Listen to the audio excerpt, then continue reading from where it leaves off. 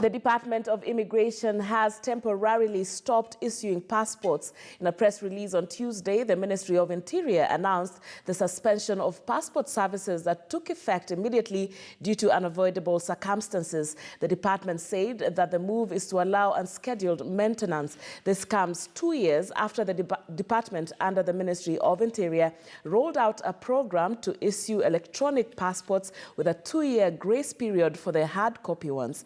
Normal services are expected to resume on Friday, December 27th of 2019.